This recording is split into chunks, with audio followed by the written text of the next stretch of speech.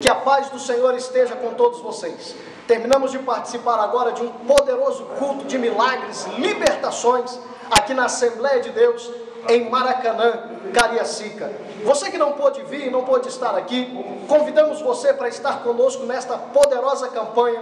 Serão 3 quartas-feiras com o tema A Quebra das Maldições. Meu pastor Ademir, o que o senhor achou desse culto?